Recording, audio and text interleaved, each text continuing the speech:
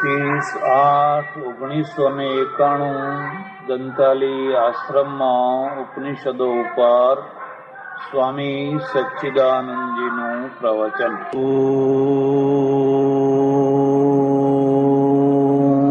યજ્ઞ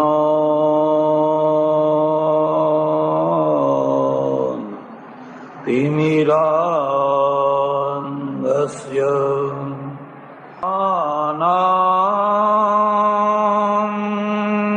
જન શલાકયા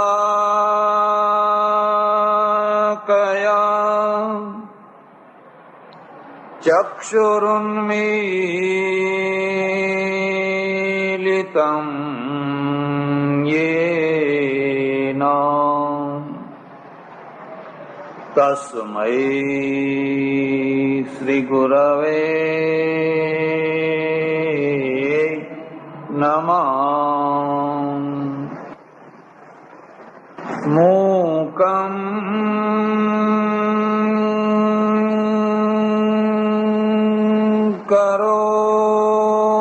કરોતિ વાચાલં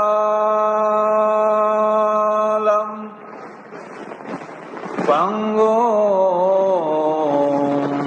લંઘયતે ગિરિં યત્કૃપાતમહં વંદે પરમાનંદ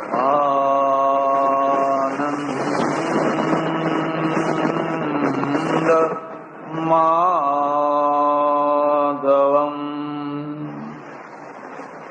તદેવ લગ્નમ સુદિનમ તદેવ તારાબલં ચંદ્રબલં તદેવ લક્ષ્મીપતે તે ગ્રીયુગમ સ્મરામિ. લક્ષ્મીપતે તે ગ્રીયુગમ સ્મરામિ. નમઃ પાર્વતે હર હર મહાદેવ હર. ને માધ્યમ બનાવીને પરમેશ્વર જેવી બુદ્ધિ આપે, જેવી પ્રેરણા આપે, જેવી શક્તિ આપે, એવી રીતે ધર્મ ચર્ચા કરવાનો પ્રયત્ન ચાલી રહ્યો છે. ઉપનિષદો આપણા બધા શાસ્ત્રોમાં સૌથી વધુ મહત્વનું સ્થાન ધરાવે છે. એની કેટલીય વિશેષતાઓ છે, એની ચર્ચા અવારનવાર પ્રસંગોપાત કરવામાં આવે છે. આજે જે મંત્ર ચલાવવાનો છે, પૂષન એકર્ષે યમ સૂર્ય પ્રાજાપત્ય વ્યુહ રશ્મિન સમૂહ તેજો યત્તે કલ્યાણતમમ રૂપમ પશ્યામિ સોહ યોસાવસૌ પુરુષ સોહમસ્મી. પછી આગળ 2-3 મંત્રો છે. ઉપસંહાર છે. વાયુરનિલમ અમૃતમ મથેદમ ભસ્માંતમ શરીરમ કૃતમ સ્મર. મૃત્યુના પ્રસંગના 2-3 મંત્રો છે. હમણાં આ જે સત્યને જાણવા માટેનો જે મંત્ર છે એની થોડી ચર્ચા કરવાની છે, અને થોડી ચર્ચા આજના પર્વની કરવાની છે. આજે બળેવ છે ને, એટલે આજના થોડા પર્વની કરવાની. 4 શબ્દો યાદ રાખજો: ધર્મ, અધ્યાત્મ, સંસ્કૃતિ અને સભ્યતા. આ ચારે અલગ અલગ તત્વો છે. આ ચારે એકબીજાના પૂરક છે. આ ચારમાંથી કેટલાક પૂરક હોય ને કેટલાક બાધક બને તો પ્રજાનું જીવન વિડંબના વાળું બને, પ્રજાનું જીવન અવ્યવસ્થિત બને. એટલે આ 4 શબ્દોને યાદ રાખજો. સૌથી પહેલામાં પહેલું તત્વ છે ધર્મ. અને આપણે છેલ્લા 2-3 દિવસથી એની ચર્ચા કરીએ છીએ. ધર્મ એટલે સત્ય, ધર્મ એટલે ન્યાય. પણ સત્ય અને ન્યાય બંનેના પેટમાં ધર્મ છે. એટલા માટે છે કે સત્ય પણ કલ્યાણકારી હોવું જોઈએ, ન્યાય પણ કલ્યાણકારી હોવો જોઈએ. કેટલીક વાર કઠોર ન્યાય અને કઠોર સત્ય પ્રજાના માટે દુઃખદાયી બની જાય. સત્ય પણ કઠોર હોય અને ન્યાય પણ કઠોર હોય. એકનો એક અપરાધ છે, એકનો એક અપરાધ છે, પણ એના સંદર્ભ બદલાઈ જાય તો દંડ બદલાઈ જાય. જો એના સંદર્ભો બદલાઈ જાય તો, અને જો બદલાયેલા સંદર્ભો પ્રમાણે તમે દંડ ના બદલો તો ન્યાય આંધળો થઈ જાય, ન્યાય આંધળો થઈ જાય. એટલે ન્યાયાધીશને પણ દયા કરવાની થોડી છૂટ હોય છે. એમ લખે કે આ માણસને ફાંસીની સજા થવી જોઈએ, પણ એની યુવાવસ્થા જોઈને, એની નાની ઉંમર જોઈને જજને દયા આવે છે, એટલે એને આજીવન સજા ફરમાવે છે. હવે ફાંસીની જગ્યાએ જે આજીવનની સજા થઈ એ શું છે? દયા છે. ઘણીવાર અપરાધી દયાને પાત્ર હોય, ઘણીવાર અપરાધી ઘૃણાને પાત્ર હોય, અને ઘણીવાર અપરાધી ક્ષમાને પ્રાપ્ત હોય. ક્ષમાને પ્રાપ્ત, દયાને પ્રાપ્ત, ઘૃણાને પ્રાપ્ત. જે અપરાધ આવેશમાં થયો છે, ક્રોધમાં થયો છે, ક્રોધ થાય એવા પ્રસંગમાં થયો છે, તો એ અપરાધ દયાને પાત્ર છે, ઘૃણાને પાત્ર. જે રીઢા ગુનેગાર છે, જેમણે ઘણીવાર જેલ ભોગવી છે અને વારંવાર જેલમાં જાય છે, એમના જે અપરાધ છે એ દયાને પાત્ર નથી. પણ જે અપરાધ અજાણતા થયો છે, ગેરસમજથી થયો છે, ખોટી રીતે થયો છે, એ અપરાધ ક્ષમાને પ્રાપ્ત છે, ક્ષમાને પ્રાપ્ત છે. તમારા ઘરમાં તમે રસોડામાં એક દિવસ કામ કરી જોયું છે? કરી જોજો. એક અઠવાડિયું કામ કરી જોજો. કેટલા વાસણ તમારાથી નીચે પડે છે, કેટલી બરણીઓ ફૂટે છે, કેટલા કપ રકાબીઓ તૂટે છે. કરી જોજો.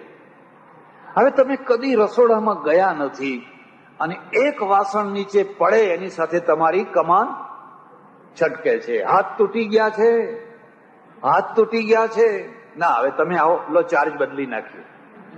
અમે હવે દીવાનખાનામાં બેસીએ અને તમે હવે રસોડા. એ કામ જ એવું છે કે એમાં કોઈ વાર કપ રકાબી પડી જાય. એ તો બહેનો બહુ હોશિયાર હોય કે તમને ખબર ના પડે એવી રીતે ચૂપચાપ વરંડીથી પેલી તરફ બધું બતાવે તો કેમ બધું ઘર ચાલે કેવી રીતે?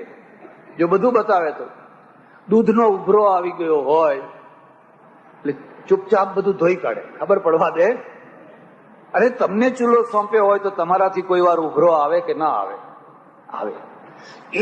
એવી નાની નાની જે ભૂલો છે એ શાને પાત્ર છે? ક્ષમાને પાત્ર છે, સહિષ્ણુતાને પાત્ર. આપણે એમ જોવાનું કે આ જગ્યાએ હું હોઉં તો મારાથી આ ભૂલ થાય કે ના થાય, મારાથી આવું થાય કે ના થાય. એટલે આપણા ત્યાં નીતિકારે લખેલું છે, નોકરો અને સ્ત્રીઓની જે નાની નાની ભૂલો છે એ નાની નાની ભૂલોના આગળ જે આંખ આડા કાન કરી શકે છે એનું જ ઘર ચાલતું હોય છે. અને જે નાની નાની બાબતમાં ટકટક ટકટક ટકટક કરે છે પેલું બચકું લઈને પિયર ભેગી પછી. અને લોકો કે આમના ઘેર તો કોઈ નોકર ટકતા ક્યાંથી ટકે? એમ અપરાધ છે, એ અપરાધ પણ કેટલાક અપરાધ ક્ષમાને પ્રાપ્ત છે, કેટલાક દયાને પ્રાપ્ત, કેટલાક ઘૃણાને પ્રાપ્ત છે. અહલ્યાએ એક બહુ મોટો અપરાધ કરી નાખ્યો. અહલ્યાથી એક બહુ મોટો અપરાધ થઈ ગયો. ઋષિએ એના ઉપર દયા કરી, એને ક્ષમા આપી કે ના આપી? એનો સ્વીકાર કર્યો.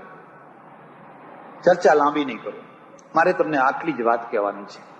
પહેલી વસ્તુ છે એ ધર્મ છે, પણ ધર્મ માત્રથી કલ્યાણ ના થાય. પછી અધ્યાત્મ, પછી કલ્ચર અને પછી સભ્યતા. આ બાકીની 3 વસ્તુઓ પણ છે. આપણે શું માનીએ છીએ?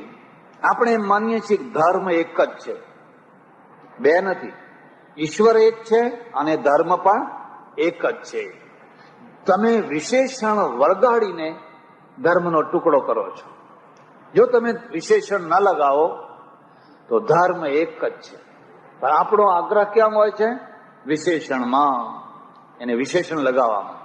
એટલે આપણે એને જૈન ધર્મ બનાવી દઈએ છીએ, બૌદ્ધ ધર્મ બનાવી દઈએ છીએ, સ્વામિનારાયણ ધર્મ બનાવી દઈએ છીએ, વૈષ્ણવ ધર્મ બનાવી દઈએ છીએ. પણ મૂળમાં ધર્મ એક છે. એક ધર્મ હોવા છતાં પણ એના ઉપધર્મો અનેક છે. બીજી વ્યાખ્યા કરીશ. ઉપધર્મ જયારે કહેવા છે ત્યારે ધર્મનો અર્થ થાય છે કર્તવ્ય. શું થાય છે? ડ્યુટી, કર્તવ્ય. ધર્મનો અર્થ થાય છે. ડૂબકી લગાવવી એ નહીં. તમે કેટલી વાર ડૂબકી લગાવો છો એ નહીં. કર્તવ્ય, તમે તમારું કર્તવ્ય કેવી રીતે કરો છો. અને એટલે જ્યાં ધર્મ હોય ત્યાં વિજય હોય. હવે પશ્ચિમમાં ધર્મ છે કે અહીં ધર્મ છે? એ લોકો ડ્યુટી એટલે ડ્યુટી, નોકરી એટલે નોકરી. 11 થી 5 એટલે એ વખતે કોઈ સગા વાલા કોઈને મળવા બોલાવાના આવે તો વાતે નહીં કરવાની, કામ જ કરવાના. આપણે પેપર ક્યારે વાંચવાનું? બેંકમાં જઈને. ટપાલ ક્યારે લખવાની? ઓફિસમાં જઈને. ટેલિફોન ક્યારે કરવાના? ઓફિસમાં જઈને. એટલે બિલ ઓફિસને આવે. કર્તવ્ય છે. પણ આ કર્તવ્ય છે એક જનરલ કર્તવ્ય છે અને એક સબ કર્તવ્ય છે, એટલે ગૌણ કર્તવ્ય છે. અને એના આધારે આપણે ધર્મના સેક્શન પાડ્યા. ઉપધર્મ. ઉપધર્મ એટલે સંપ્રદાય નહીં. ઉપધર્મ એટલે પતિનો ધર્મ, પત્નીનો ધર્મ, પિતાનો ધર્મ, પુત્રનો ધર્મ, સ્વામીનો ધર્મ, નોકરનો ધર્મ, રાષ્ટ્રપતિનો ધર્મ, રાજનેતાનો ધર્મ, કાર્યકર્તાનો ધર્મ, પોલીસનો ધર્મ. આનું નામ કહેવાય ઉપધર્મ. અને આ જે ઉપધર્મો છે એ ડ્યુટીની સ્પષ્ટતા માટે છે, કર્તવ્યની સ્પષ્ટતા માટે છે. માનો કે તમે માણસ છો એટલે તમારા માટે એક જનરલ ધર્મ છે. પણ જનરલ ધર્મમાં તમે હવે પિતા બન્યા. હવે તમે પિતા બન્યા એટલે તમારા આગળ કયો ધર્મ આવશે? પિતૃધર્મ. છોકરા પાસે પગ દબાવડાવવા છે ને, પહેલા તમારી ડ્યુટી પૂરી કરો. જ્યારે તમે પિતા હતા, જ્યારે તમારી ડ્યુટી હતી, જ્યારે તમારું કર્તવ્ય હતું, ત્યારે તમે કર્તવ્ય કર્યું. હવે તમે વૃદ્ધ થયા અને છોકરો થયો યુવાન. એ તમારા માથા ઉપર છાણા થાપે છે. તમારા કયામાં રહેતો તમે ફરિયાદ કરો છો, કળિયુગ આવી ગયો છો, કળિયુગ આવી ગયો છે, કળિયુગ આવી. પણ તું પિતા બન્યો ત્યારે તે તારી ડ્યુટી બજાવી હતી. ડ્યુટી શું છે? બસ એ ડ્યુટીનું નામ છે ઉપધર્મ. પ્રત્યેક બાળક, યાદ રાખજો, પ્રત્યેક બાળક વાલનો અધિકારી છે. તમે એને વાલ આપો છો, દયા નથી કરતા. તમે એને વાલ આપો છો, એને દયા નથી કરતા. એ એનો હકદાર છે. તમારે ત્યાં જન્મ્યો છે તમારા ખોળામાં બેસવા માટે, તમારું વાલ પામવા માટે. હવે એક પિતા એવો છે કે છોકરા સામે જોવાની એને નવરાશ જ નથી. ચોપડા, ધંધો, નોકરી, રખડપટ્ટી, આ ગામ, પેલું ગામ, આ નગર, પેલું નગર, ટ્રાવેલિંગ ટ્રાવેલિંગ ટ્રાવેલિંગ ટ્રાવેલિંગ. છોકરું કઈ કક્ષામાં આવ્યું છે એની પણ એને ખબર. કેટલાક લોકો એવા છે કે આ છોકરા છે એ આપણા સુખમાં અગવડ બને છે, માટે એમને કોઈ આબુમાં કેવી સ્કૂલમાં મોકલી દો, એટલે મહિને 1000-2000 જે થતા હોય એ ભરી આપવાના. એટલે આ બીજી વાતને યાદ રાખજો. માણસમાં પ્રૌઢતા આવવાના 2 પ્રસંગો છે. જો આ 2 પ્રસંગો એનામાં પ્રૌઢતા આવી તો આવી, નહીં તો હવે ત્રીજો કોઈ પ્રસંગ એક તો એ પરણે ત્યારે પ્રૌઢ બને, ત્યાં સુધી ગમે એમ રખડતા ભટકતા હોય, અહીં ચણા ખાધા, અહીં મગફળી ખાધી, પણ ચવાણું ખાધું, વહેલા આવ્યા, મોડા આવ્યા, આને ભાઈબંધ બનાવ્યો, પેલાને ભાઈબંધ બનાવ્યો, બરાબર, ચાલો ઠીક છે. પણ હવે માણસ પરણ્યો એટલે શું થયો? કયો ધર્મ આવ્યો? પતિ ધર્મ. પતિ ધર્મ આવ્યો કે ના આવ્યો? એની એક જવાબદારી આવી કે ના આવી? મારે સમયસર ઘેર જવું જોઈએ, ઘરની આવશ્યકતાઓ પૂરી કરવી જોઈએ, એની જવાબદારી આવી. એટલે એ માણસમાં પ્રૌઢતા આવે. પહેલા જે માણસ વાતમાં લોકો સાથે ઝઘડો કરતો હોય ને, એને હવે વિચાર થાય કે હવે ઝઘડો કરે પાલવશે. કારણ કે પહેલા તો ઝઘડા કરતા, પોલીસમાં લઈ જાય તોય વાહવાન, અહીં લઈ જાય તોય, પણ હવે પાલવશે. એટલે એનામાં સહન શક્તિ આવે, એનામાં ગંભીરતા આવે. પછી બીજી ગંભીરતા ક્યારે આવે? ધ્યાન દેજો. પહેલી જે ગંભીરતા છે એ લોકો સાથેની ગંભીરતા છે, લોકો સાથે. પણ પછી બીજી ગંભીરતા ક્યારે આવે? કે જ્યારે એના ઘરમાં બાળક આવે. બાળક આવે એટલે પતિ પત્ની બે ગંભીર બને. યાદ રાખજો, હવે આ બાળક છે એ આપણને જુએ છે, આ બાળક છે એનું ઘડતર એ આપણું કર્તવ્ય છે. એટલે પેલું બાળક છે એને બાળક ના સમજતા, એટલે વળી પાછા એને બીજી ગંભીરતા આવે. અને આ બે ગંભીરતાઓ જો ના આવી, બસ પછી એ 60 વર્ષનો થાય કે 80 વર્ષનો થાય, એના જીવનમાં કદી પણ પ્રૌઢતા આવી શકે? એ ઠરેલો માણસ ના થઈ શકે, એ વિશ્વાસુ માણસ ના થઈ શકે, એ રખડતો ભટકતો ગમે ત્યાં ગમે તેમ કોડીની કિંમત વાળો હોય. આ ડ્યુટી છે. એટલે પતિ એની એક જવાબદારી છે. મનુએ લખ્યું છે, અપ્ય કાર્યમ શતં કૃત્વા ભર્તવ્યા મનુરબ્રવીત. પોતાની પત્ની છે એની જે સામાન્ય આવશ્યકતાઓ છે ગમે તે કરીને પણ એને એની જવાબદારી છે, પુરુષની એની જવાબદારી છે. અને છોકરું છે, બાળક છે, એનું ઘડતર કરવું એ પણ એની જવાબદારી છે. એક ચકલી એના બચ્ચાનું ઘડતર કરે છે, ઉડતા શીખવાડે છે કે નહીં? એક બિલાડી એના બચ્ચાનું ઘડતર કરે છે, શિકાર કરતા શીખવાડે છે કે નહીં? એક કૂતરી એના બચ્ચાનું ઘડતર કરે છે. તમે ઘડતર કર્યું, ડ્યુટી ચૂકી ગયા. તો કેમ ચૂકી ગયા? કે બસ સપ્તાહમાં જતા હતા. અમે તો જ્યારે જુઓ ત્યારે સપ્તાહમાં જતા હતા. એક ડોક્ટર છે મારા ઓળખીતા, એક જગ્યાએ 7-8 દિવસ રહેવાનું થયું. આવે, કલાક દોઢ કલાક બેસે, ઉઠે જ નહીં. મેં એમને કહ્યું, ભાઈ તમે સરકારી ડોક્ટર છો અને તમને સરકાર પગાર આપે છે, તમે દવાખાનામાં જાઓ, અત્યારે તમારી ડ્યુટી છે. મને કે અમારે તો રામ રાજ્ય છે. સરકારી ઓફિસોમાં તો હવે આ દેશમાં બીજી કોઈ જગ્યાએ રામ રાજ્ય આવ્યું હોય કે ના આવ્યું હોય, નિશાળોમાં આવ્યું છે, સરકારી ઓફિસોમાં આવ્યું, નિશાળોમાં આવ્યું છે, નિશાળોમાં આવી ગયું રામરાજ. ભણાવો તોય વાહવા, અને ના ભણાવો તોય હાજરી પૂરો તોય હાજરી પૂરી જ જાય. સરકારી ઓફિસોમાં રામરાજ્ય છે, કામ થાય તોય વાહવા અને ના થાય તોય. હા, મને કે અમારે તો રામ રાજ્ય છે. રામરાજ? હા. હું કરે કે મહારાજ હું તો 8 દિવસે એક વાર જાઉં ને તોય આપણે ચાલે એવું છે. શું વાત કરો છો? કે કમ્પાઉન્ડર ને બધું ચલાવી લે છે, એડમિટ કર્યા હોય કેસ બધા, એ બધા કમ્પાઉન્ડર સારા છે, શીખવાડી દીધેલા છે, બધું ચલાવી લે છે. તમને પગાર કેટલો મળે છે? મને કે 3,500 રૂપિયા. થોડા પહેલાની વાત છે. તમે કરો છો શું પછી આખો દિવસ? મને કે બુલેટ લઈને ગામડે ફરીને ગાયત્રીનો પ્રચાર કરું છું. ગામડે ફરીને ગાયત્રી માતાનો પ્રચાર કરું છું. આ માણસ ધર્મ ઉપર છે કે અધર્મ ઉપર છે? અધર્મ ઉપર છે. ધર્મ ઉપર નથી, પણ અધર્મ ઉપર છે. ધર્મના નામે અધર્મ ઉપર છે. ધર્મના નામે અધર્મ ઉપર છે. જો એ બીજી રીતે અધર્મ ઉપર હોત ને તો એને બહુ જલ્દી છોડાવી શકાત. કે ભાઈ વેપાર માટે જાઉં છું, ખેતરો જોવા જાઉં છું, તો એને બહુ જલ્દી છોડાવી શકાત. પણ આ તો ધર્મના નામે અધર્મ ઉપર છે.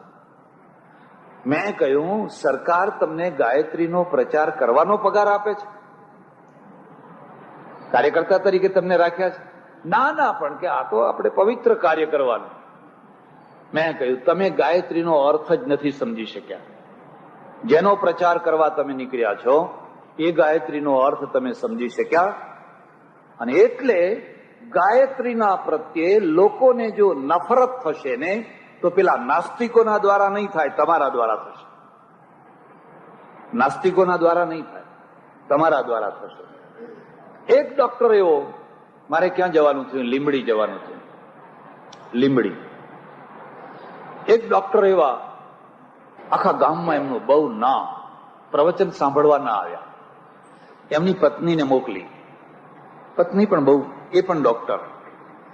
એમણે મને કહ્યું મારા પતિ પ્રવચન સાંભળવા ન આવી શક્યા અને એમની બહુ ઈચ્છા છે કે 2 મિનિટ માટે તમે અમારા ઘરમાં આવશો.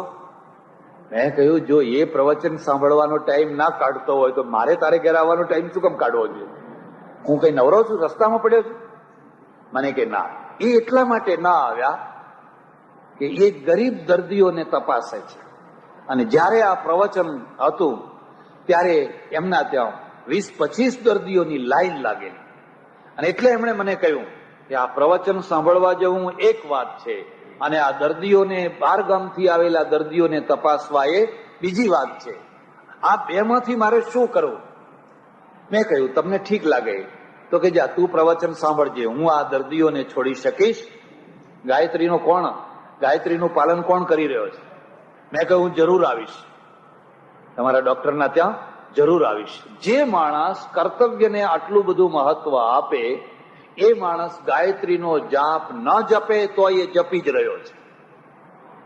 એના ઘરમાં ગાયત્રીના સ્ટીકર ન હોય તો પણ એ ગાયત્રીના સ્ટીકર લાગેલા જ છે.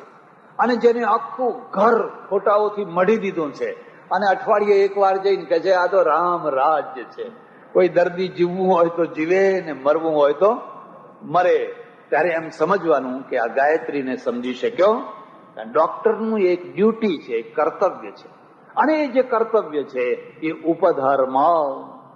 એ શું છે? ઉપધર્મ. મુખ્ય ધર્મના ઉપધર્મ. મુશ્કેલી આપણા ત્યાં આ થઈ છે, નથી આપણે ધર્મનું પાલન. શબ્દમાં આમાંનું તમે કશું નહીં જોયું.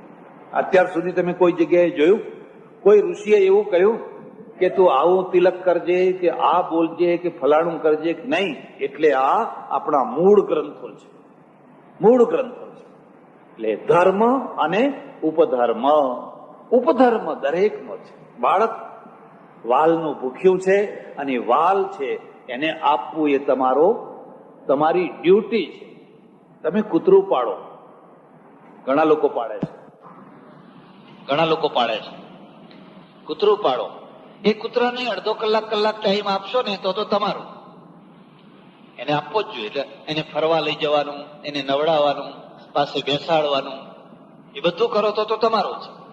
પણ જો તમે એને ટાઈમ ના આપી શકો, પછી એને સોનાનું ખવડાવો તો એ પારકું છે, પછી એ તમારું રહેશે. કારણ કે કૂતરાની આવશ્યકતા માત્ર રોટલા નથી, માત્ર રોટલા. જો કૂતરાને પણ વફાદાર રાખવું હોય તો એને ખેતરે સાથે લઈ જાઓ, એને પાસે બેસાડો, એની થોડી એને સહવાસ આપો તો એ તમારું છે. જો કૂતરાની આ દશા હોય અને તમારા ઘરમાં કોઈ માણસ હોય, એ માણસને તમે રોટલાના ટુકડા નાખી દીધા એટલે પતી ગયું. તો એ માણસને તમે ખોઈ બેસશો. એ માણસ તમારા ઘરમાં રહેશે, તમારા રોટલા ખાશે, પણ વફાદાર બીજાને થઈ જશે. તમારી પાસે પૈસો હશે પણ તમે માણસને ખોઈ બેસશો, પત્નીને ખોઈ બેસશો, પતિને ખોઈ બેસશો, પુત્રને ખોઈ બેસશો. કારણ કે તમે એના માટે ટાઈમ કાઢ્યો. જે તમારી જવાબદારી હતી, જે તમારી ડ્યુટી હતી, એને પાસે બેસાડવો, વાતો કરવી, એને એક લેવલ ઉપર એની સાથે ચર્ચા કરવી, એને વાલ આપવો, એ તમારી જવાબદારી હતી. પણ એની ચર્ચા નહીં કરી. બધી ઘણી લાંબી ચર્ચા થઈ જાય એટલે એની ચર્ચા નહીં કરી. મુદ્દો આટલો સમજો. ઉપનિષદો તમને ડ્યુટી છોડાવતા, તમને કર્તવ્ય છોડાવતા નથી. તમે ધંધો છોડી દો, વેપાર છોડી દો, નોકરી છોડી દો, નોકરી છોડીને મારા આશ્રમમાં આવી જાઓ, નહીં. એવું નથી કહેતા. નોકરી કરો, નોકરી કરવી જ જોઈએ, પણ નોકરીને બરાબર પ્રામાણિકતાથી કરો. એક વાર તમે તમારા મગજમાં નક્કી કરી લો, બરાબર 11ના ટકોરે ઓફિસમાં પહોંચવાનું એટલે પહોંચવાનું જ, અને એ ટાઈમે કામ શરૂ કરી દેવાનું એટલે કરી જ દેવાનું. 5 વાગ્યા સુધી મારે કામ કરવું છે ને તમારા ચહેરા ઉપર એક બ્રહ્મ તેજ આવશે, એક બ્રહ્મ તેજ. પેલા ગુફામાં બેઠેલા સાધુના ચહેરા ઉપર નહીં આવે એટલું બ્રહ્મ તેજ આવશે, કારણ કે તમને એક ખુમારી છે કે હું હરામનો રોટલો ખાતો. ભલે તમારા આજુબાજુના લોકો ગમે એમ નવરા બેઠા હોય, તડાકા મારતા હોય, એમનું ઉદાહરણ ના લો. એમના ઉદાહરણ થતી તો નીચે જ જવાનું છે. એ લોકો આગળ તમારું ઉદાહરણ લેશે કે આ માણસ કેવો પડે, આ માણસ કેવો પડે. એટલે ઉપનિષદ છે એ પહેલામાં પહેલા તમારા આગળ એક જનરલ ધર્મ મૂકે છે, પછી ઉપધર્મ મૂકે છે. ઉપધર્મમાં તમે જ્યાં હો, જેવા હો, તમારી જે જવાબદારી છે, તમારી જે ડ્યુટી છે, એ ડ્યુટીને તમે સમજો. અને ઉપધર્મને જાણવા માટે શાસ્ત્ર છે, નોંધ કરજો. મુખ્ય ધર્મને નહીં. મુખ્ય ધર્મ તો સહજ છે. આ કૂતરા કોઈ શાસ્ત્ર સાંભળવા જાય છે? ગાય, ભેંસ, બળદ કોઈ શાસ્ત્ર સાંભળવા જાય છે? એમને ધર્મ સહજ છે. એમને ધર્મનું પાલન કરાવવું પડે છે. એમને ધર્મ એ કદી પણ અધર્મ કરતા તમે એમને જોયા? એમને અધર્મ કરતા તમે જોયા? મારાથી એક વાત અહીં બોલાય કે ના બોલાય, હું જરા સંકોચમાં પડી જાઉં છું, પણ મેં એક માર્ક કર્યો. અને માર્ક શું કર્યું? અત્યારે તમે જુઓ તો અમારા બધા અહીં કૂતરા છે ને, એમનો પીરિયડ છે. અહીંના કૂતરાઓ બધા ગાયબ થઈ ગયા અને બહારના કૂતરા અહીં આવી ગયા. કેમ? તમારે જોજો, દરેક મોહલ્લામાં તપાસ કરવી. તમારા મોહલ્લાના કૂતરાઓ છે ને એ બીજે કંઈક જતા રહે છે ને બીજા કૂતરા તમારા મોહલ્લામાં આવી જશે. કારણ કે એમને પણ કુદરતે એટલી બુદ્ધિ આપેલી છે કે તારા વંશની અંદર તારે પ્રજનન, જે સગોત્ર જે વંશ સંતતિ છે એ ચલાવવાની હોય. કારણ કે અહીં તો એની દીકરીઓ છે, એની બહેનો છે. તમે માર્ક કર્યો કોઈ દિવસ? આટલા વર્ષોથી કદી તમે માર્ક કર્યો? ક્યાં એ શાસ્ત્ર ભણવા ગયા છે? જોજો, તમારે મોહલ્લામાં જોઈ જજો. બધા 8, 10, 15 દિવસથી મેં કહ્યું આપણા બધા હવે બધા દેખાવા માંડ્યા. એ બીજે જતા રહ્યા, બીજા બધા હતા એ અહીં આવતા રહ્યા. બધી જે છે એ તો મારા વંશની દીકરીઓ છે, બહેનો છે, ફલાણી છે. આ શાસ્ત્ર ભણવા ગયા હતા, અને છતાંય કુદરતે એમને એક સ્વતઃ પ્રેરિત એક પ્રેરણા આપેલી છે કે નહીં? સ્વતઃ પ્રેરિત એક પ્રેરણા આપેલી છે કે નથી આપેલી?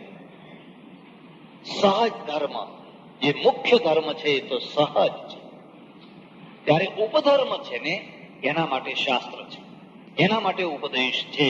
એટલે પત્ની ધર્મ, પતિ ધર્મ, પુત્ર ધર્મ, અને એ બધા ધર્મો જ્યારે ઉદાહરણોના દ્વારા આપવામાં આવે ત્યારે રામ પુત્ર ધર્મ થઈને આવે. આદર્શ પુત્ર થવું હોય તો રામ આવે, વગેરે વગેરે. એની ચર્ચા નથી કરવી. પછી આવે અધ્યાત્મ. શું આવે? અધ્યાત્મ. જનરલ ધર્મ. પશુઓમાં શું નથી? અધ્યાત્મ નથી.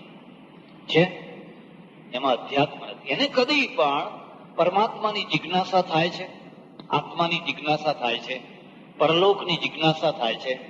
કશું જ. બસ આહાર, નિદ્રા, ભયમૈથુનંચ સામાન્યમેતત પશુભિર્નૃણાણામ ધર્મો હિ તેષામ અધિકો વિશેષો ધર્મેણ હીના પશુભિ સમાન. પશુમાં અધ્યાત્મ નથી, માણસમાં અધ્યાત્મ છે. અને અધ્યાત્મ છે એનો અર્થ શું છે? એના અંદર પછી પ્રશ્નો ઉભા થાય છે. પ્રશ્નો ઉભા થાય છે. હું કોણ? આ શરીર હું છું? આત્મા કોણ? પરમાત્મા કોણ? સૂર્ય કોણે બનાવ્યો? નક્ષત્રો કોણે બનાવ્યા? આ ધરતી, સૂર્યનો ઉદય કેવી રીતે થાય છે? અસ્ત કેવી રીતે થાય છે? આટલો વિશાળ સમુદ્ર, વગેરે વગેરે વગેરે વગેરે. એના મસ્તિષ્કને ઇન્ફિનિટી બનાવી દીધી. એનો કોઈ અંત નહીં, એનો કોઈ પાર નહીં. એમાંથી માનવની અંદર એક નવું તત્વ નીકળ્યું, એનું નામ છે અધ્યાત્મ. એનું નામ છે અધ્યાત્મ. દરેક વ્યક્તિએ ધાર્મિક થવું જોઈએ, પણ દરેક વ્યક્તિએ આધ્યાત્મિક થવું એવું જરૂરી. એટલે લખ્યું ગીતામાં, મનુષ્યાણામ સહસ્રેષુ કશ્ચિત યતતિ સિદ્ધયે યતતામપી સિદ્ધાનામ કશ્ચિન મામ વેત્તિ તત્વતઃ. એટલા માટે તમને જો ખ્યાલ હોય તો માનવ સમાજમાં આપણે કક્ષાઓ પાડી. દેવ માનવ, આ માણસ કેવો છે? દેવ માનવ. આ કેવો છે? માનવ. આ કેવો છે? રાક્ષસ માનવ. પશુઓમાં કોઈ રાક્ષસ છે?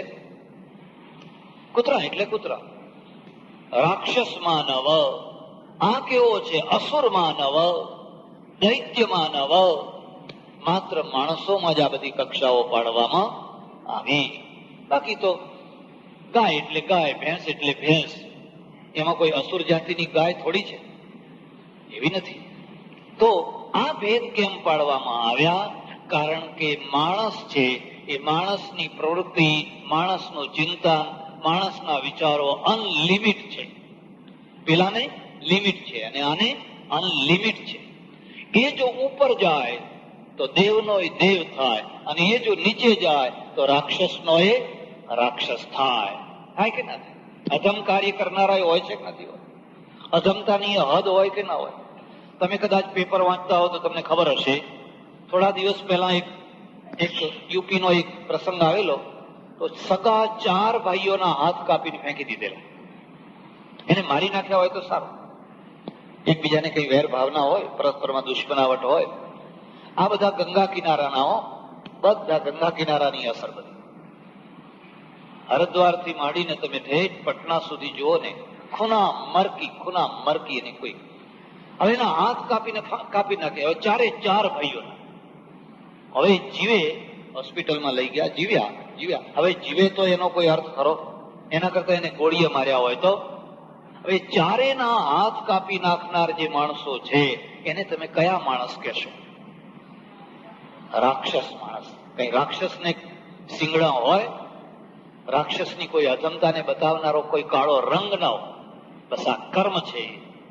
એટલે માણસ છે ને ઉપર લઈ જનારું જે તત્વ છે એનું નામ પાડવામાં આવ્યું અધ્યાત્મ. અધ્યાત્મની થોડી ચર્ચા કરું એના પહેલા એક મુદ્દાની વાત કહી દઈશ. તમારા ઘરનો પાયો ઉઘાડો ન થવો જોઈએ. અને પાયો ઉઘાડો થાય તો એ ઘરનું આયુષ્ય લાંબુ ટાઈમ ટકે. એટલે લોકો શું કરે? લાવીને પાયા આગળ બધી માટી ભેગી કરે. ઘરનો પાયો ઉઘાડો થવો જોઈએ નહીં. તમારી બેંકની ચોપડી ઉઘાડી થવી જોઈએ નહીં.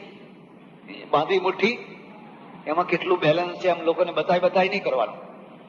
જો એમાં વધારે બેલેન્સ હશે તો તમારા ભાઈબંધ કહેશે કે હમણાં 5,000 આપો ને, પરમ દિવસે મારે આવવાના છે, પરમ દિવસે તો આવવાના છે, હવે લો આપો. આ બતાવી કર્યું એટલે આ મુદ્દાને યાદ રાખજો. ઐશ્વર્ય છે એને પ્રદર્શન ના કરો. રૂપ, ઐશ્વર્ય અને સૌંદર્ય, રૂપ અને ઐશ્વર્ય એને પ્રદર્શિત ન કરો. જો એને પ્રદર્શિત કરશો તો એના કડવા ફળ મેળવશો. લૂંટારા આવશે, ચોર આવશે, ડાકુઓ આવશે, માગનારા આવશે, દુશ્મનો ઉભા થશે. આ બેયને ઢાંકો, રૂપને ઢાંકો અને ઐશ્વર્યને ઢાંકો. એટલે તમારા ઘરની જે બેંકની ચોપડી છે એ ઉઘાડી થવી જોઈએ. તમારે જોવું હોય તો જોજો, વાણિયાની પાસે લાખો રૂપિયા ભેગા થાય તો એ કોઈને વાત કરે, અને પટેલ તો તરત જ પછી કોશો તૂટવા માંડે. કે આ વખતે બતાવી દેવું છે, આ વખતે બતાવી દેવું. પણ કોને? પેલા પડોશીને ભાઈ એને કઈ બતાવવું નથી, ભાઈ રહેવા દે ને તું. ના કે બસ આ કપાસના પૈસા આવ્યા છે, તમાકુના આવ્યા છે. હવે જ્યાં સુધી પૂરા નહીં કરે ત્યાં સુધી ભાઈ ઠંડા થવાના, અને પૂરા થઈ જાય એટલે ઠંડા ગેસ જેવા પાછા. પેલો છે કરોડના ઉપર બેઠો હોય પણ પેટનું પાણી એ હાલે. કારણ શું છે? ઐશ્વર્ય બહુ મોટી શક્તિ છે, અને શક્તિને પચાવવી એ કોઈ રમત વાત, બહુ મોટી શક્તિ છે. એમ સૌંદર્ય પણ બહુ મોટી શક્તિ છે, જેને પચાવી ન શકો. આખો દિવસ ફરફર રખડ કરે. ક્યાં રખડે? જ્યાં લોકો એને જોનારા હોય ત્યાં. શું કામ પણ ત્યાં જાઓ છો? પછી ફરિયાદ લાવે, મને આમ કર્યું, મને. પણ તો તમે જાઓ છો શું કામ ત્યાં? પણ તો ત્યાં ના જઈએ તો ક્યાં જઈએ હવે કહો? કારણ કે સૌંદર્યને પચાવી શકતા નથી. એટલે બીજી વાત, તમારા ઘરનો પાયો ઉઘાડો થવો જોઈએ નહીં. તમારી બેંકની ચોપડી ઉઘાડી થવી જોઈએ નહીં. ત્રીજી વાત, તમારા ઘરના ઝઘડા પણ ઉઘાડા થવા જોઈએ નહીં. કોઈ ઘર એવું છે કે જેમાં કદી ઝઘડો જ ન થતો હોય? કોઈ છે એવું ઘર? તમારે કોઈની હિંમત નહીં હાથ ઊંચો કરીને કહી શકો કે અમારા ઘરમાં કદી ઝઘડો. અરે શિવ પાર્વતી લડે છે. શિવને પાર્વતીમાં જુઓ તો ઘણી વાર આ બહેનો બધી ગાતી હોય છે કઈ ને કઈ વાતમાં. નજીકના માણસો, હંમેશા એક નિયમ છે, જે નજીકના માણસો છે એ કઈ ને કઈ પ્રશ્નો ઉભા કરે ને એ સુખે આપે ને એ દુખે આપે. દૂરના માણસો ના સુખ આપે ના દુઃખ આપે. અને નજીકના માણસો એક નિયમ છે, જેટલા સુખનું પ્રમાણ વધારે એટલું જ દુઃખનું પ્રમાણ પણ. ઘરનો ઝઘડો પણ ઉઘાડો થવો જોઈએ. હવે તમારા ઝઘડાને તમે આખા ગામમાં ઉપણ કરો છો. પેલા ખેડૂતો નથી ઉપણતા હોતા ઘોડા આમ ઊંચું પેલા ઉપર ચડીને? એનું પરિણામ શું આવશે? એનું પરિણામ એ આવશે કે તમારું આખું ઘર ફોતરાથી ભરી જશે. ફોતરાથી. તમારા ઘરમાં ઝઘડો છે પણ ઘરની બહાર એને ઉઘાડવા ના દો. બેસો, બારણા બંધ કરીને બેસો, અને પછી જે લડવું હોય એ લડી લો, જે કઈ પાનશેરી એકબીજાને મારવી હોય એ કરી લો, પણ પડોશીને ખબર પડવા દો. હવે મુદ્દા ઉપર આવો. એવી રીતે તમારા અધ્યાત્મને ઉઘાડું ના થવા દો. તમારું જે અધ્યાત્મ છે એને ઉઘાડું થવા દેશો. જો એને ઉઘાડું થવા દેશો તો પેલું ઘર જેમ પડી જશે, પેલી બેંકની ચોપડી જેમ અંતે તમને અનાવૃત કરી નાખશે, એવી જ રીતે તમારું અધ્યાત્મ પણ જો ઉઘાડું થઈ ગયું. ઉઘાડું થઈ ગયું એટલે શું? આખા ગામમાં ફરીને તમે વાત કરો છો. હું રોજ આટલી માળા કરું છું. આપણે તો રોજ આટલી માળા કરવાની, પણ તમને કોણ પૂછે છે? આજે 11સ કરી છે. હવે 11સ કરી છે એટલે 11 ઘરમાં કહેવા નીકળવાનું પાછું. 11 ઘરમાં ના કે ત્યાં સુધી એને 11સ કરી કહેવાય. એ જે કઈ કરે છે એ થોડું કર્યું હોય તો પણ બક બધાને આગળ જઈને મને ભગવાન દેખાય છે, સાક્ષાત્કાર થાય છે, આમ થયું છે. બસ એનો અર્થ શું થયો? કે તમે તમારા અધ્યાત્મને ઉઘાડું કરી નાખો. તમે ને તમારો પરમાત્મા બે જ જાણે, એને ત્રીજાને જણાવવાની જરૂર નથી. શા માટે? હું કોઈ આધ્યાત્મિક પુરુષ છું એવી છાપ ઉભી કરવાની જરૂર જ નથી. હું ખેડૂત છું, હું નોકરિયાત છું, હું દરજી છું, હું મારું કામ કરું છું. એથી વધારે મને કઈ કથા કમ પડતી. પણ જો એક વિશેષ પ્રકારનું લેબલ તમે લગાવી દીધું અને એ લેબલના કારણે તમારી પ્રતિષ્ઠા થઈ ગઈ, યાદ રાખજો તમારા ઘરના પાયા ઉઘાડા થઈ ગયા. અને એટલે તમારે જોવું હોય તો જોજો, આવા અત્યંત પ્રસિદ્ધ પુરુષો પણ જેટલા સહજ મૃત્યુવાળા સહજ રીતે મરતા હોય છે એવી રીતે મરી શકતા હોતા નથી. કારણ કે લોકોની નજરે એ આધ્યાત્મિક છે, પરમેશ્વરની નજરે એ આધ્યાત્મિક. એ તો પ્રદર્શિત અધ્યાત્મ છે, એ તો પ્રદર્શિત અધ્યાત્મ છે. એટલે આ બીજી વાત. ઉપનિષદમાં જે અધ્યાત્મ છે એ કેવું અધ્યાત્મ છે? ઢાંકવાનું અધ્યાત્મ, પ્રદર્શન કરવાનું અધ્યાત્મ, ઢાંકવાનું અધ્યાત્મ. તમે ને તમારો ભગવાન. પછી ત્રીજી વાત, હવે પ્રસંગ છે એટલે કઈ. ત્રીજી વાત છે એનું નામ છે સંસ્કૃતિ.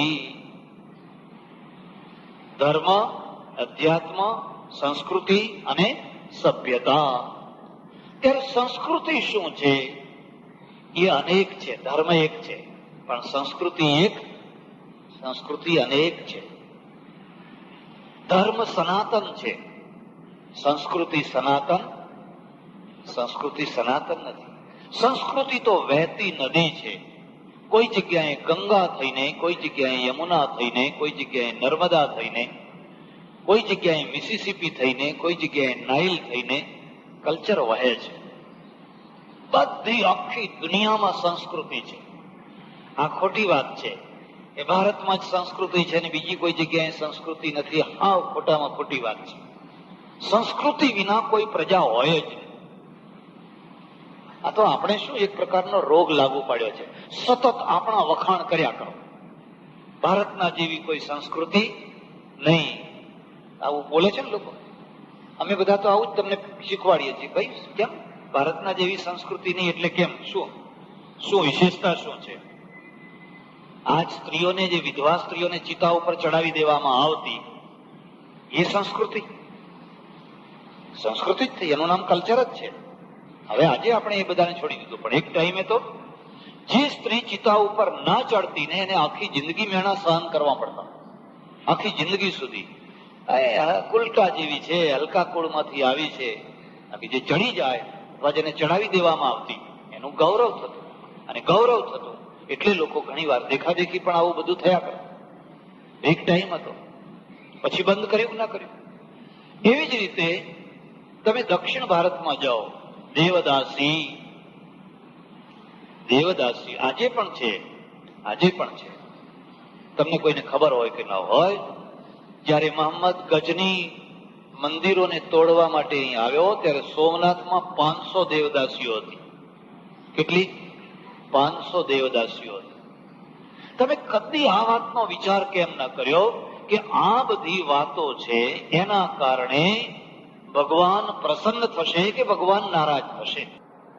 જે મંદિરના સામે રોજ સેંકડો પશુઓ કપાતા હોય એ ભગવાન નારાજ થશે કે પ્રસન્ન થશે? જે મંદિરની અંદર આવડી નાની નાની બાલિકાઓ છે, એ 5 વર્ષની, 7 વર્ષની, 10 વર્ષની ભગવાનને અર્પણ કરી દીધી, દેવદાસી થઈ ગઈ. હવે એવી 200-500 ભેગી થઈ છે, ત્યાં ભગવાન પ્રસન્ન થશે કે નારાજ થશે? પણ તમે કદી વ્યવસ્થા કરી? કેમ સરકારને કાયદો, કેમ અંગ્રેજોને કાયદો કરવો પડે? આપણે કેમ એ વ્યવસ્થા ના કરી? કારણ શું છે? કારણ કે આપણે કદી પણ કલ્ચરને સારા સાચા અર્થમાં વિચાર કરવાનો પ્રયત્ન કર્યો. સંસ્કૃતિ છે ને, એ સંસ્કૃતિ માટેનો એક અનિવાર્ય શર્ત સમજી લેજો. સંસ્કૃતિ કઈ મહાન? જેમાં માનવતા હોય તે. જેમાં માનવતા હોય તે. માનવતા હોય એનો અર્થ શું? કે જેવું મને સુખ દુઃખ થાય છે એવું બધાને સુખ દુઃખ થાય છે. તો જેવું હું મારી જાતનો વિચાર કરું છું એવી જ રીતે મારે બધી જાતનો વિચાર કરવાનો, બધાનો વિચાર કરવાનો. એક દાખલો આપીશ, તમને ગમે કે ના ગમે, પણ હું તમને એક ઉદાહરણ આપીશ. એક 25 વર્ષનો છોકરો છે, એને એક્સિડન્ટ થયો. એને 22 વર્ષની હમણાં 6 મહિના ઉપર પરણેલી પત્ની છે. એ 25 વર્ષના છોકરાને એક્સિડન્ટ થયો. હવે એના છેવટના શ્વાસ લઈ રહ્યો છે, જાણે છે કે આ છોકરો બચી શકે એમ. પેલી એની 22 વર્ષની 6 મહિના ઉપર પરણેલી પત્ની છે ને, એ આવીને માથા કૂટી રહી છે. આ છોકરો મરતા મરતા પેલી એની પત્નીને કહે છે, જો હું હવે વધારે જીવવાનો, પણ તું મને એક વચન આપ કે મારા મર્યા પછી તારે લગ્ન કરી લેવાનું, તારે પરણી લેવાનું, તારે વૈધવ્ય જીવન ગાળવાનું. એને સારું કર્યું કે ખોટું કર્યું? આનું નામ માનવતા ખરું? કારણ કે આ જો 22 વર્ષની સ્ત્રી મરી ગઈ હોત એક્સિડન્ટમાં, અને આ 25 વર્ષનો છોકરો વિધુર થયો હોત, તો એ કે ના કહે બીજી વાર? કારણ કે પુરુષને 2 વાર પરણવું પડે, 3 વાર પરણવું પડે, 4 વાર પરણવું પડે, અને સ્ત્રીને આખી જિંદગી સુધી વૈધવ્ય પાળવું પડે. એમાં માનવતા આવી ખરી? હવે 22 વર્ષની જે સ્ત્રી વૈધવ્ય પાળે છે, એનાથી જાણતા અજાણતા એક નાની મોટી કોઈ ભૂલ થઈ ગઈ. હવે બધા ભાઈઓ ભેગા થઈને શું કરશે? મારી નાખશે, એને મારી નાખશે. કેમ? નાક કપાઈ ગયું. કેમ નાક કપાઈ ગયું? કારણ કે કલ્ચર એવું છે, કારણ કે સંસ્કૃતિ એવી છે. જો એ સ્ત્રીને એના ભાઈઓએ, એના પિતાએ, એની માતાએ બરાબર એને પરણાવી દીધી હોત તો નાક કપાવાનો કોઈ પ્રસંગ આવત. એટલે સંસ્કૃતિનો અર્થ થાય છે જેમાંથી ચારેય ખૂણેથી માનવતા, માનવતા ને માનવતા. જેવી મારી આવશ્યકતા છે એવી એની આવશ્યકતા છે. જેવું મને સુખ દુઃખ થાય છે એવું એને પણ સુખ દુઃખ થાય છે. અને જો એને સુખ દુઃખ થતું હોય અને કોઈ કારણસર એને આખી જિંદગી સુધી દુઃખી થવું પડતું હોય, રીબાવવું પડતું હોય, તો મારે એ અડચણને દૂર કરીને મરવું છે. ઘણી વાર તો પુરુષ એની પાસે પ્રતિજ્ઞા કરાવે કે તું બીજે કઈ જઈશ નહીં તો મારો જીવ ગતે, આવી પ્રતિજ્ઞા કરાવે. અને પછી એની પાસે કહે તમે ચિંતા ના કરો, હું બીજે કઈ હવે એ ગતે ગયો, પણ આની અવગતિ કરીને ગયો કે ના ગયો? આની અવગતિ કરીને ગયા. એટલે સંસ્કૃતિ એક વહેતી નદી છે, એક કલ્ચર છે, વહેતી નદી છે. એમાં નવું નવું ઉમેરાય છે. વહેતી નદીમાં નવા નવા નાળા આવીને પડે તો જ નદી મોટી થાય. અને નવા નવા જે નાળા આવે ને એ પોતાના સ્વરૂપથી પેલી નદીને પ્રભાવિત કરે. એમ કોઈ પણ કલ્ચર છે એ કદી પણ સનાતન હોતું સનાતન નથી હોતું. એ ગતિશીલ છે. એક ટાઈમ હતો જ્યારે આ બહેનોથી ચંપલ નતા પહેરાતા હતા. મોતીભાઈ અમીન વર્ષોમાં શું કરેલું?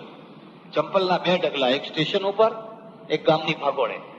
અગર બપોરની ટ્રેનમાં સ્ત્રીઓ ઉતરે ને બળ બળ બળ બળ આમ ધરતી તપી ગઈ હોય, ત્યાંથી ખાસું દૂર ગામ, એટલે ત્યાં એક ચંપલનો ઢગલો અહીંથી પહેરી લો અને ગામની ભાગોળે કાઢી નાખજો. ગામમાં પહેરીને જવાય. અને જો પહેરીને જાઓ તો હળહળ તો કલયુગ આવી જાય. છત્રી ના ઓઢાય, વરસાદમાં પલળો પણ છત્રી ઓઢાય. ઘર બહાર આ બધું. હવે આજે આવું બધું કઈ છે? ફરી દાખલ કરવું છે? ફરી દાખલ કરી શકાય ખરું? હવે આ બહેનો તમારા માટે દાખલ કરશે કે અમને ઘણા દિવસ ઉઘાડા પગે રાખ્યા, હવે તમે ઉઘાડા પગે ફરો, હવે તમે છત્રી ઓઢતા. ચોથી વાત છે સભ્યતા. ચોથી વાત છે સભ્યતા. સંસ્કૃતિ અલગ ચીજ છે ને સભ્યતા અલગ ચીજ છે. તમારું આવવું, તમારા નમસ્કાર કરવા, તમારું બેસવું, તમારું બોલવું, તમારો પરસ્પરનો વ્યવહાર, આ બધામાંથી શું પ્રગટ થાય? સભ્યતા. સંસ્કૃતિ છે ને એ જીવનના મૂલ્યો નિર્ધારિત કરે. જીવનના મૂલ્યો, ધર્મને નહીં, સંસ્કૃતિ. સભ્યતા છે એ તમને સ્મૂથ બનાવે, અને સભ્યતા ના હોય તો તમને રફ બનાવે. દાખલો એક તમને આપો. તમે કોઈના ત્યાં ગયા મળવા, વગર ટાઈમે ગયા, પછી બારણા ઉપર ટકોરા ના માર્યા, સીધું ઉઘાડીને બેસી ગયા અંદર. પછી પેલો માણસ દિવાનખંડમાં નથી એટલે આખા ઘરમાં ખોળવા લાગ્યા. ક્યાં છે ફલાણા ભાઈ, ક્યાં છે? પેલો બિચારો બાથરૂમમાં બેઠો બેઠો નહીં રહ્યો છે, તમે ઠેઠ ત્યાં પહોંચે. ઓહો, નાવ છો? એમ કે હારું હારું, નાવ હો. આમાં શું ખૂટે છે? આમાં સભ્યતા ખૂટે છે. આમાં શું ખૂટે છે? સભ્યતા ખૂટે છે. પેલા લોકોએ શું? સભ્યતા પશ્ચિમની, યાદ રાખજો, સભ્યતા પશ્ચિમની અને સંસ્કૃતિ પૂર્વની, બેનું અંતર છે. પેલો શું? કોઈ દિવસ વગર ટાઈમે આવશે, અને આવશે તો ટકોરા મારશે. તમે જયારે કહેશો કે અંદર આવો ત્યારે જ અંદર જશે. તમે જયારે કહેશો કે આ સીટ ઉપર બેસો ત્યારે જ બેસશે. પછી કોઈ વસ્તુને અડશે નહીં. હવે આપણા માણસો તો શું થાય કે જઈને બેઠા એટલે તરત જ આમ ચોપડી ઉપાડશે, આ ફલાણું ઉપાડશે, આમ ઉપાડશે, એક તમારી વસ્તુ ઉપાડવા માંડશે. તમને ગમે ખરું? આનું નામ શું છે? અસભ્યતા. અસભ્યતા. હું તમને ખાસ વાત કહું છું. તમે ઘરના વડીલ હો કે નાના હો કે મોટા હો, જ્યારે કોઈ જગ્યાએ કોઈને મળવા કે કોઈની પાસે જાઓ તો દૂરથી ખોખારા ખાતા ખાતા જાઓ, કે તમે આવો છો એવી ખબર પડે. કંઈક ને કંઈક બોલતા બોલતા જાઓ. અચિંતાના કોઈની છાતી ઉપર જઈને ઉભા થઈ જવું એ અસભ્યતા છે. પેલો માણસ કેવા કપડાં પહેરીને બેઠો હોય, કેવો ના બેઠો હોય, કેમ હોય, શું ના હોય, તમે એના પ્રાઇવેટ જીવનમાં શા માટે દખલ કરો છો? અને પછી તમે ઝેર જેવા લાગો કે ના લાગો? પણ તમે આપણે ત્યાં પહેલા આવો રિવાજ હતો. ડોહાઓ છે એ વહુઓ વગેરે બેઠી હોય ત્યાં ખોખારો ખાઈને, એટલે એમને કઈ માથે આગું પાછું ઓઢવું હોય તો. પણ આ એટલા પૂરતું જ નહીં, કોઈના ત્યાં જાઓ અચિંતાના બિલાડીના પગલે ચૂપચાપ જઈ અને એકદમ છતાં થઈ જાઓ, એ અપલક્ષણ છે, એ અસભ્યતા છે. પશ્ચિમના લોકો એ વાતને સહન કરે, તરત જ જંગલી ગઈને તમને ઘરની બહાર કાઢી મૂકે, ગેટ આઉટ કરી નાખે. આવી રીતે તમે આવો છો. એનું સગું છોકરું હોય, એને માના રૂમમાં જવું હોય તો ટકોરા મારે. માના રૂમમાં હો, માં એને સંસ્કાર આપે છે, કમી, એટલે પછી છોકરો છે એ અંદર જાય. એટલે આ ચાર વસ્તુઓ છે. હવે આ ચાર વસ્તુઓ છે અને આ જે બળેવ છે એ મારે બળેવ ઉપર કહેવું હતું, પણ આ ટાઈમ તો પૂરો થઈ ગયો. હવે થોડી જ વાત કહી દઈશ તમને. આજે જે બળેવ છે, પરવણી છે, રક્ષાબંધનનો દિવસ છે, એ શું છે? એમાં ધર્મ નહીં, કલ્ચર છે. યાદ રાખજો, ધર્મ, આપણે કલ્ચરને ધર્મ માની લીધું છે. માનો કે તમે જનોઈ પહેરી, તો જનોઈ શું છે? સંસ્કૃતિ છે. સંસ્કૃતિ છે. અને એટલે માણસ જનોઈ નહીં પહેરે ત્યારે ધર્મ રહેવાનો. રહેવાનો કે નહીં? આજે તો ઘણા બ્રાહ્મણો જ નથી જનોઈ પહેરતા, અને છતાંય નાસ્તિક થઈ ગયા છે. છતાંય કઈ નાસ્તિક થયા? ભાઈ કલ્ચર છે, કારણ કે બદલાતું રહે છે. હા, એના પાછળ રહસ્ય છે, એના પાછળ હેતુ છે, એના પાછળ ઉદ્દેશ છે. એ હું તમને સંક્ષિપ્તમાં બતાવી દઉં. એમાં 3 તાંતણા છે. કેટલા તાંતણા છે? 3 તાંતણા છે. અને એક તાંતણામાં ફરી પાછા 3 છે. એટલે કેટલા થાય છે? 9 થાય છે. એ તાંતણાની લંબાઈ છે એ 96 મુષ્ટિ પરિમિત છે. 96, આ મોટ કરો ને, 96. અને એના ઉપર 3 ગાંઠો છે, એને બ્રહ્મ ગાંઠ કહેવાય છે. બધાને એ ગાંઠ વાળતા આવડે? કોઈ કાળે, કોઈ સમયે જ્યારે આ કલ્ચરની પ્રધાનતા હતી ત્યારે આ એટલા માટે મૂકવામાં આવેલું કે છોકરાને જ્યારે ગુરુકુળમાં દાખલ કરવાનો હોય ત્યારે પહેલા એને યજ્ઞોપવિત સંસ્કાર, ઉપનયન સંસ્કાર કરવામાં આવે. ઉપનયન, ઉપ એટલે સમીપે, નયન એટલે લઈ જવું. કોના સમીપમાં? ગુરુના સમીપમાં. જે પેલો આચાર્ય છે, શાળાનો, ગુરુકુળનો જે આચાર્ય છે, એની પાસે બાળકને લઈ જવું છે. પણ લઈ જતા પહેલા એક સંસ્કાર કરવાનો છે. આ બીજી વ્યાખ્યા યાદ રાખજો. સંસ્કારથી સંસ્કૃતિ, સંસ્કારથી સંસ્કૃતિ, એટલે આ સંસ્કાર કર્યો. હવે એને 3 તાંતણા જનોઈના નાખ્યા અને પછી ગુરુકુળમાં એને દાખલ કર્યો. હવે એ માણસ સતત ડાબા ખભા ઉપર જનોઈ રાખે છે. એને સવ્ય કે, જયારે જમણા ખભા ઉપર લઈ આવો ત્યારે એને અપસવ્ય કે. આ 3 તાંતણા, 4 નહીં, 2 નહીં, 5 નહીં, 6 નહીં, 3 તાંતણા કેમ નાખ્યા? અને ખભા ઉપર જનોઈ મૂકવાનું કેમ રાખ્યું? એટલા માટે રાખ્યો કે આ જે બાળક છે એ ભવિષ્યમાં દેશનો નાગરિક થવાનો છે. એના ખભા ઉપર 3 ભાર મૂકવાના છે. ભાર ક્યાં ઉચકાય? ખભા ઉપર. દેશના નાગરિક ઉપર 3 ભાર મૂકવાના છે. અહીં 3 ભાર કયા છે? યાદ રાખવા હોય તો રાખી લીધું. ઋષિ ઋણ, દેવ ઋણ, પિતૃ ઋણ. આ તમે 3 ના દેવાદાર છો. દેવ ઋણ, ઋષિ ઋણ, પિતૃ ઋણ. જે આ ચારે તરફ જે દેવ છે, સૂર્ય દેવ છે, પ્રકાશ આપે છે. કોઈ વરસાદ આપે છે, કોઈ પવન આપે છે, કોઈ જળ આપે છે. જે દેવ, એનું નામ દેવ, એનું નામ છે દેવ. તમે આટલી આખી જિંદગી સુધી સૂર્યનો પ્રકાશ લીધો. સૂર્ય કદી તમારા ઉપર બિલ મોકલ્યો? પવને કદી બિલ મોકલ્યો? તમે એનું ઋણ ચૂકવો. કેવી રીતે ચૂકવશો? ચાલો અમે નવા વૃક્ષો વાવશું. અમે સૂર્યનું ઋણ ચૂકવવા માટે અમારા મોહલ્લામાં એક ગોળો લગાવી દઈશું. ઘણા લોકોના ઘરમાં જોજો તમે, અંદર મોટા મોટા ગોળા હોય અને મોહલ્લામાં અંધારું હોય. આખી ખડકીમાં અંધારું હોય. મારે શું એકવાર એક શેઠના ત્યાં જમવાનું થઈ ગયેલું. શું વાત કરું તમને, 12 નો રૂમ, મને જમવા બેસાડ્યો. એમાં 500 વોટના 4 ગોળા લગાવેલા. આની તો આંખો બંધ થઈ જાય. મેં કહ્યું, અરર, આટલા બધા ગોળા, આટલું બધું અજવાળું? મને કે બાપજી આજ તમે આવ્યા ને એટલે જરા ઓછા કરી નાખ્યા છે. મેં કહ્યું નક્કી તમારું મીટર બંધ હોવું જોઈએ.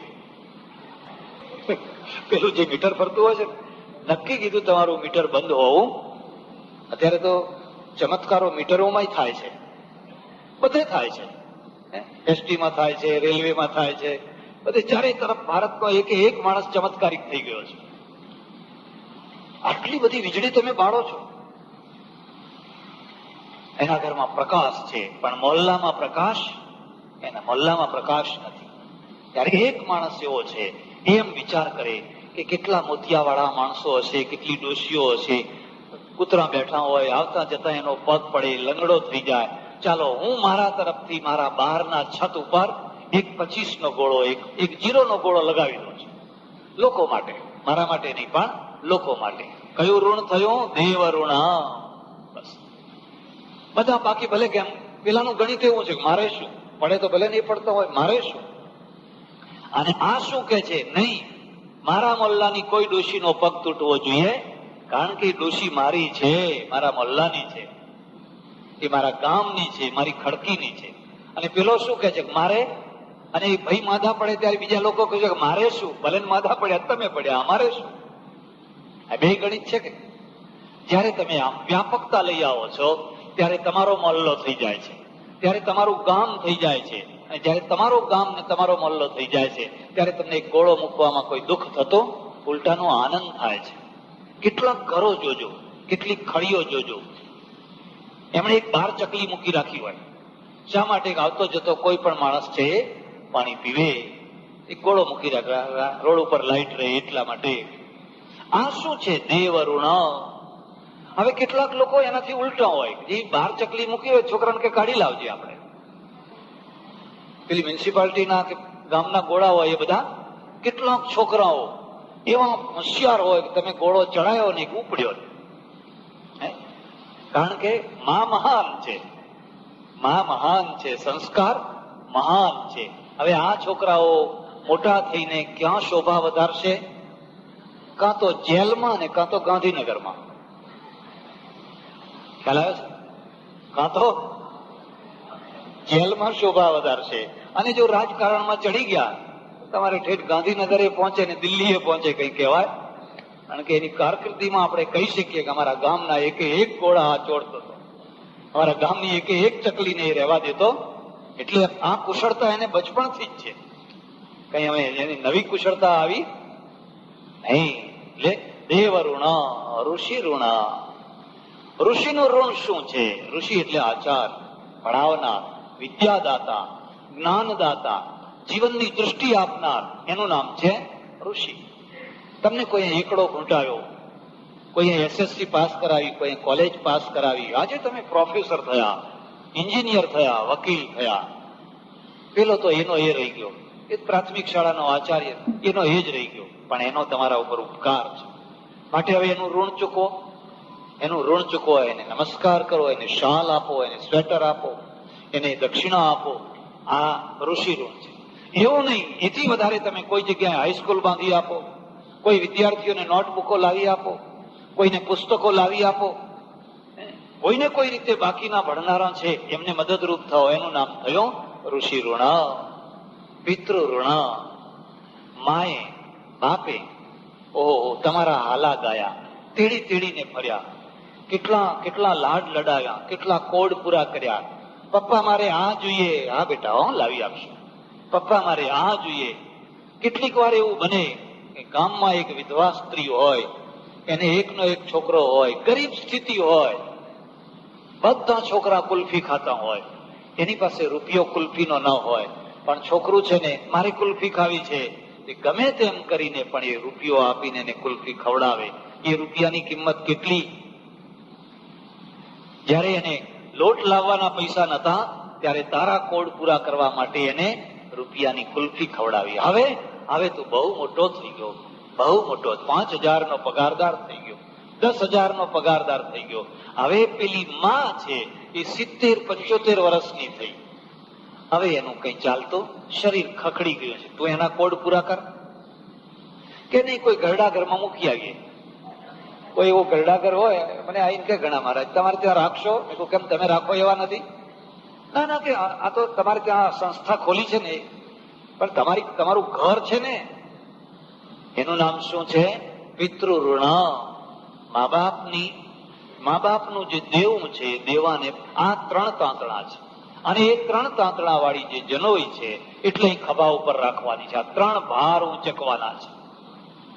જયારે સંન્યાસ લે ત્યારે જનોઈ કાઢી નાખવાની. હવે એને કોઈ ભાર, જયારે પરણે ત્યારે 3 ના 6 થઈ જાય. પત્નીની જનોઈ પુરુષ લઈ લે. કેમ પુરુષ લઈ લે? કારણ કે પત્નીના હાથમાં ખજાનો નહીં, કશું જ નહીં. આ તો બિચારા પુરુષ કેમ કરવાનું? હાઈસ્કૂલમાં 15,000 આપવાના હોય તો તમે આપો, પેલી આપે. એટલે એનો તાંતણો તમારા ઉપર આવી ગયો, એનો ભાર તમારા ઉપર આવી ગયો. એટલે એના ઉપર નામ લખ્યું હોય, પત્નીનું નામ લખ્યું હોય, પોતાની માનું નામ લખ્યું હોય. કારણ કે આ પૈસા જે ઘરમાં છે એ ભલે પુરુષ કમાવા ગયો હોય, પણ એમાં અડધે અડધો ભાગ સ્ત્રીનો છે, અડધે અડધો હિસ્સો એનો છે. એટલે સજ્જનો, આનું નામ છે કલ્ચર. પછી તો લીટા રહી ગયા. હવે આ કઈ રહ્યો, હવે તો માત્ર એક પ્રકારના લીટા રહી ગયા. એટલે આપોઆપ એ બધું ઘસાવા લાગ્યું, ઘણું ઓછું થઈ ગયું. હવે પેલા જેવું કઈ રહ્યું નથી. એક ટાઈમ એવો આવશે કે કદાચ આખી વસ્તુ ઉડી જાય, અને ઉડી જશે તોય તમારા ધર્મને કઈ વાંધો આવવાનો. આ વૈશ્યો, આ ક્ષત્રિયો પહેલા બધા જનોઈ પહેરતા હતા, પહેલા બધા પહેરતા હતા, આજે નથી પહેરતા તો પણ એમનામાં કઈ વાંધો આવતો નથી. કારણ કે કલ્ચર છે એ પ્રવાહમય છે, ગતિશીલ છે. આજે પૂનમના દિવસે જનોઈ બદલે છે, 12 મહિનામાં એક વાર એને બદલવાની. એટલે આજે પરવણીનું પર્વ છે અને જનોઈ બદલવામાં આવે છે. તો આ 4 વસ્તુઓ યાદ રાખજો. ઉપનિષદ આપણને ધર્મ બતાવે છે, એક ધર્મ. ઉપધર્મ કાવ્યો બતાવશે, રામાયણ બતાવશે, મહાભારત બતાવશે, ઉપધર્મ. અને અધ્યાત્મ બતાવે છે, જે તમારી વ્યક્તિગત વસ્તુ છે, જે ઢાંકીને રાખવાની વસ્તુ છે, એવું અધ્યાત્મ બતાવે છે. સાથે સાથે સંસ્કૃતિની વિશાળતા, સંકુચિતતા નહીં, ઉદારતા, વિશાળતા અને સભ્યતા. તમે કોઈને મળો તો પેલા માણસને ફરી મળવાનું મન થાય એવી રીતે મળો. તમે કોઈને મળો તો એવી રીતે ન મળો કે તમને જોઈને જ પેલો દૂર ભાગે, પેલા કાકા આયા હો. અહીં એક વાર બેઠેલો અને એક દૂરથી એક સજ્જન આવે એટલે મને એક માણસે કહ્યું કે એસ્પ્રો આવ્યો. એસ્પ્રો? કેમ એસ્પ્રો? મને કે એસ્પ્રો જાણો છો? માથું ઓલું ઉતરે ને, માથાની દવા હોય ને, આ કાકા આવે ને એ એસ્પ્રો છે. એસ્પ્રો છે એટલે કે જો તમારું મગજ ખાશે એટલે તમારું માથું ચડાવી દેશે. એવી રીતે એક બેન આવતા હતા કે એનએસી ના આવી, પેલો એસ્પ્રો ને આ. એટલે આ 4 વસ્તુઓ જયારે સુઘડ રીતે જીવનમાં ઘટે ત્યારે એનું નામ કહેવાય સંપૂર્ણ ઘડાયેલું માનવ તત્વ. સંપૂર્ણ રીતે ઘડાયેલું માનવ તત્વ. ઓમ પૂર્ણમદ પૂર્ણમિદં પૂર્ણાત પૂર્ણમુદચ્યતે પૂર્ણસ્ય પૂર્ણમાદાય પૂર્ણમેવાવશિષ્યતે. ઓમ શાંતિ શાંતિ શાંતિ. સદ્ગુરુદેવ નમઃ. પાર્વતી પતે. હર હર મહાદેવ.